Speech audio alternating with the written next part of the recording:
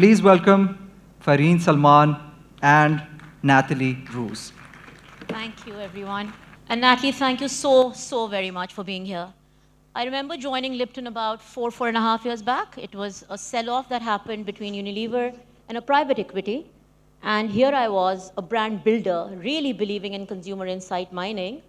And every time I would go out in the market and not see the product or the brand, what would I do? Pick up the phone and call up the sales director. Because in my mind, that's how bifurcated my life was. I understood the consumer, somebody else was supposed to take care of the shopper. When Natalie came in and joined hands with us on Lipton, one of the first things she quizzed me on, and very embarrassingly, so I did not know many of the answers, was about how do we commonly create value from consumers to customers, to the company, to the people that stand for that company. Natalie, thank you once again for being here. I'm just going to introduce you to Natalie, leave it to her for the next 20-25 minutes to share her immense experience of tying up the shopper, the consumer, the customer, the consumer, and the company. Over to you, Natalie.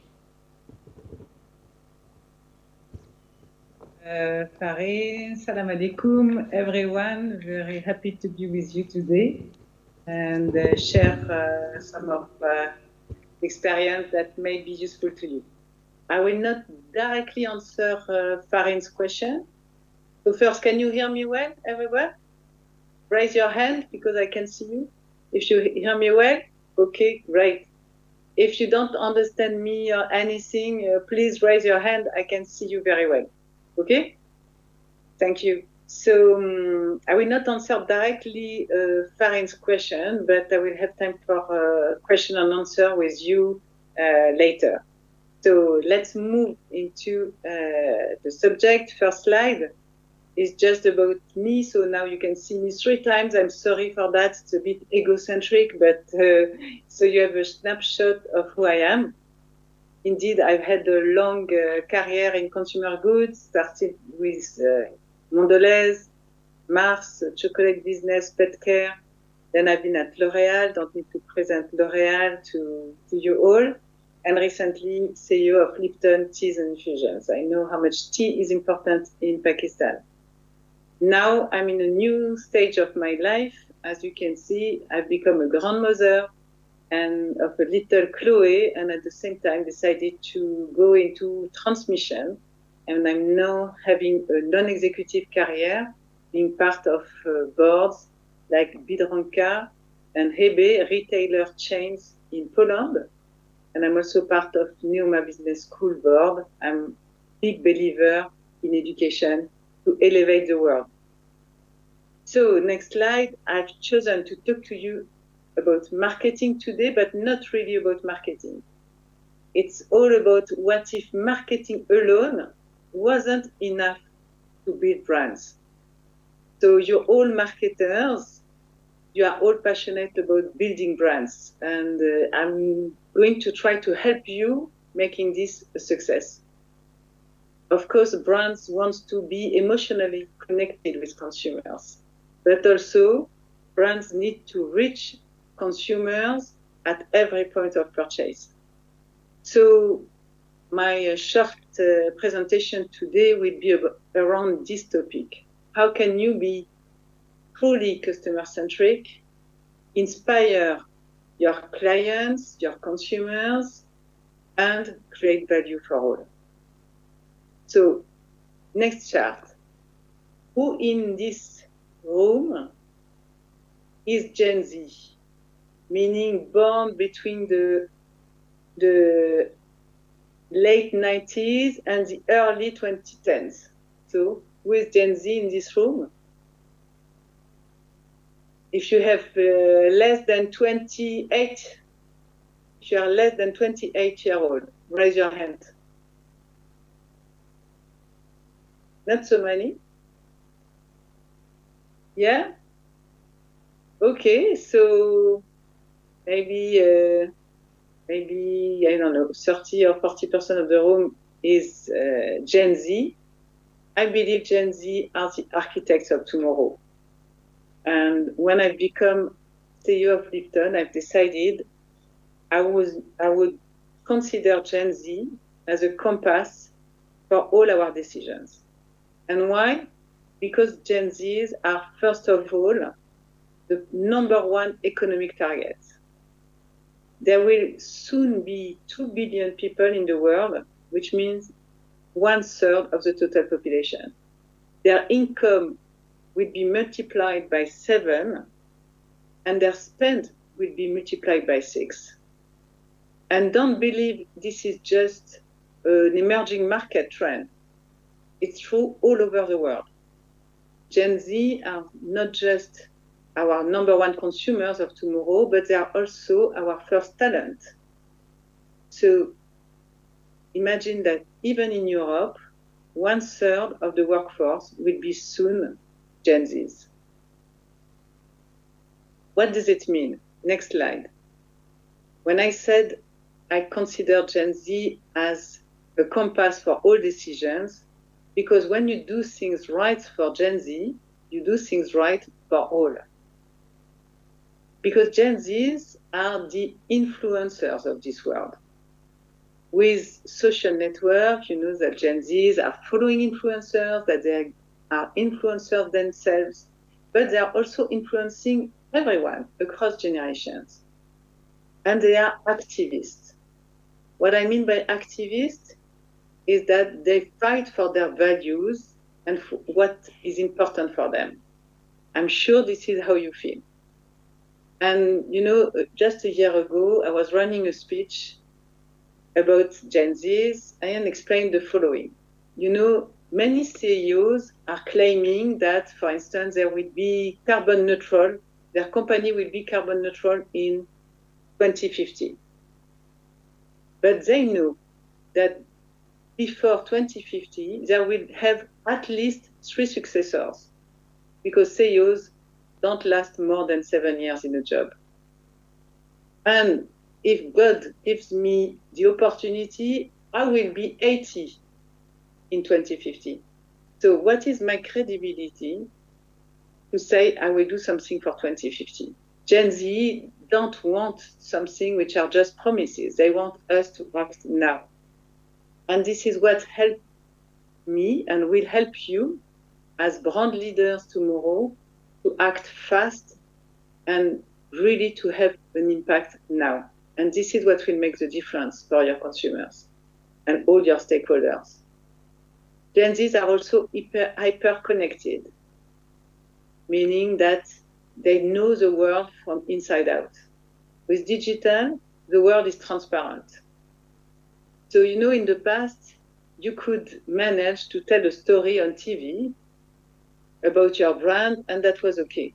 But now the world is transparent. So again, influencers and everything around you helps Gen Z know exactly who you are. So what is true for Gen Z is true for everyone. They are hyper-connected. So as a result, Gen Z are difficult to convince, and they are also difficult to reach, because they don't just shop at the next corner like their parents were doing. They shop everywhere, online, offline. You must be where the consumers are. This is why I consider marketing alone is not enough anymore. And on the next slide, you see that marketing today must be part of a global system to succeed.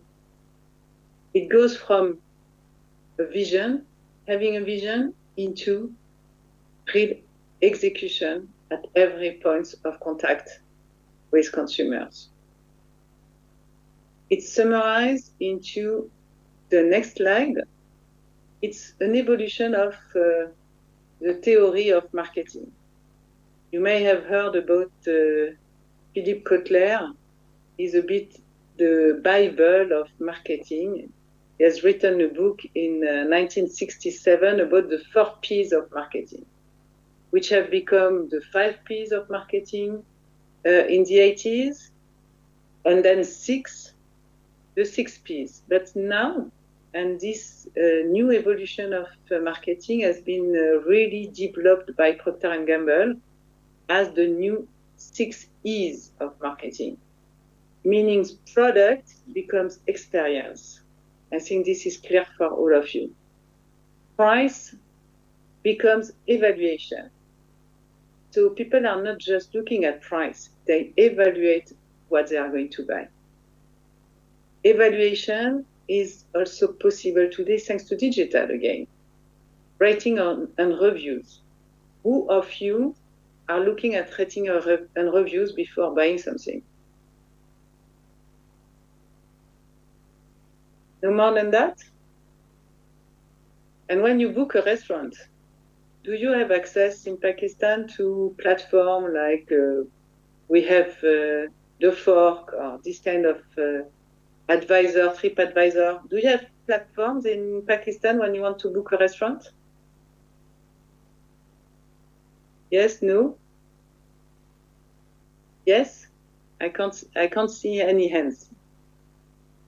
So thank you. So when you book a restaurant, you just look at the ratings. And this is what consumers do today. They don't just look at price. They look at what's behind this price. What is the value for money? And how is this product evaluated by others? And they evaluated themselves. Place. Place has become everywhere. Again, in the past, it was easier. You knew where consumers were shopping. Now consumers are everywhere. It means that you must be present with your product, with your brand, when consumers are in a situation of shopping. So everywhere means in their mind, top of mind with your communication, and top to find with your presence, being where the consumers are and being visible, whereas it's online or offline. Promotion has become engagement. You can win short-term sales with promotions. You do BOGOFs, buy one, get one free, or 40% promotion on everything. You can do that, but you will spend a lot of money and you will just deliver short-term sales and sometimes also just stocking up the product, but no extra sales. In order to really build sustainable success on your brands and products, you need to create engagement of your consumers. And this comes with the sincerity of what you do. People and planet has become environment, meaning a holistic view of where the brand is acting. Purpose is becoming elevation, meaning having a real purpose, elevating the brand with a true mission, a vision, a capability to impact the world. And you can say this is really like high thinking, not at all. Everyone perceives the reality of what the brand intends to do. Next slide is just to conclude a few key success factors for sustainable success. You have understood it, having a vision. A brand cannot just succeed by selling products without having the capability to share a vision with everyone. Farine said it in introduction.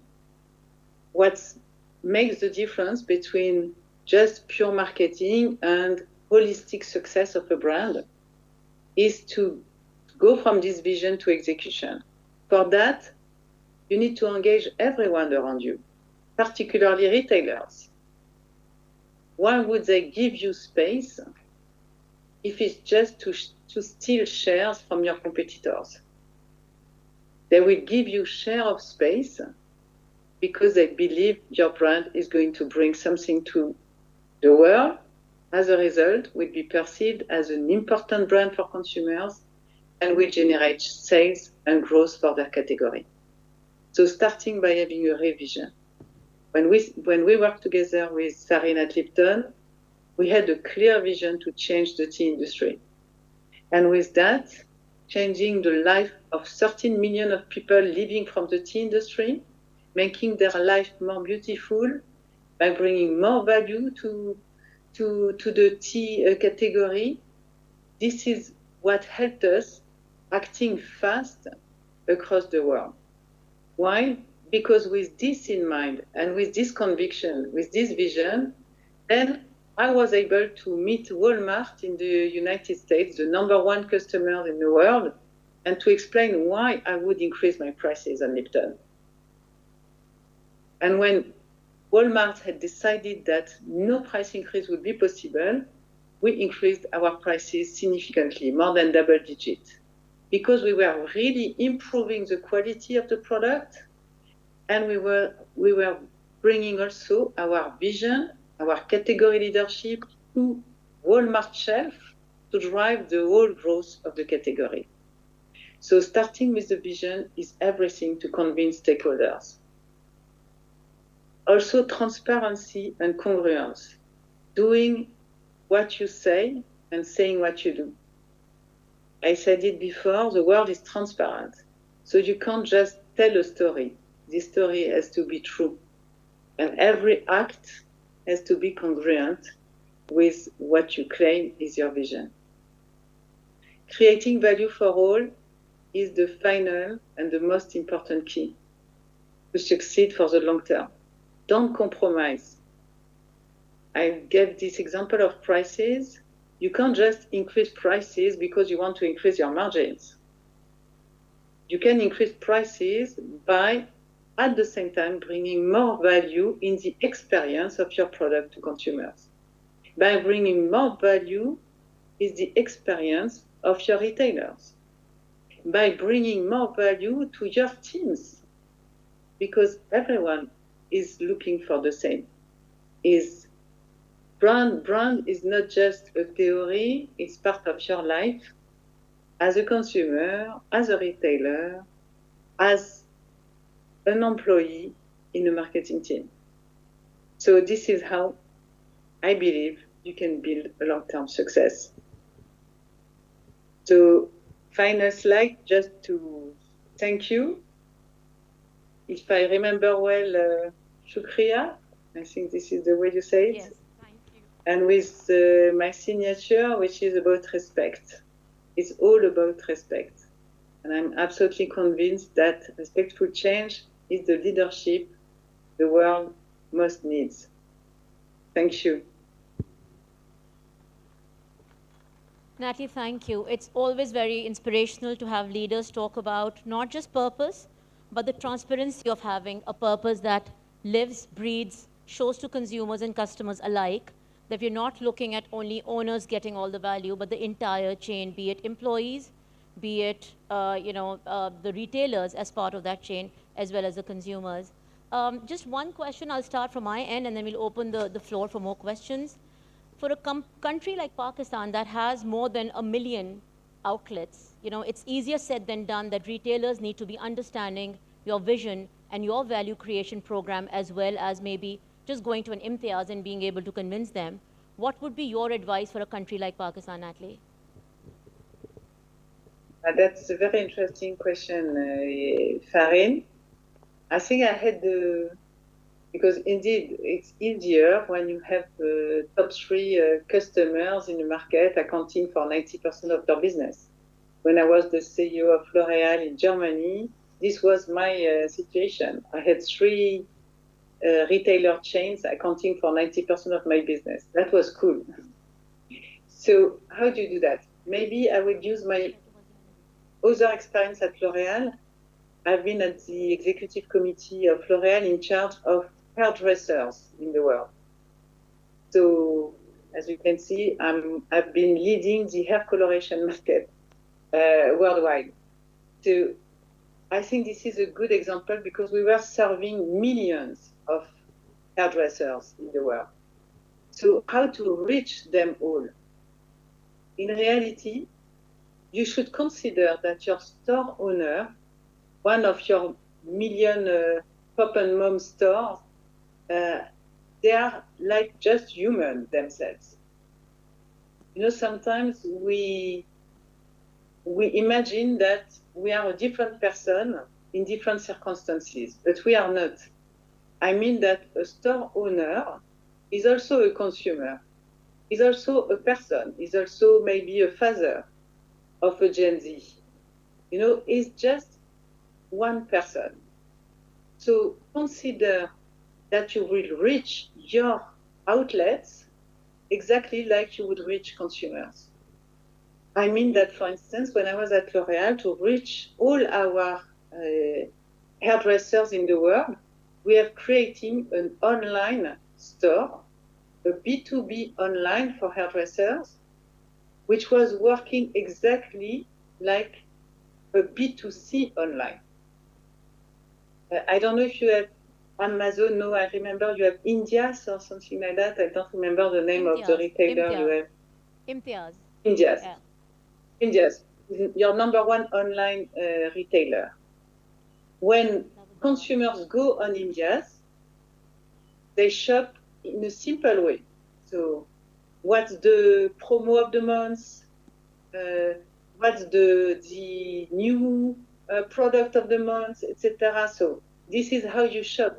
You have, so what if you were creating a B2B online for your brand, for all your stores?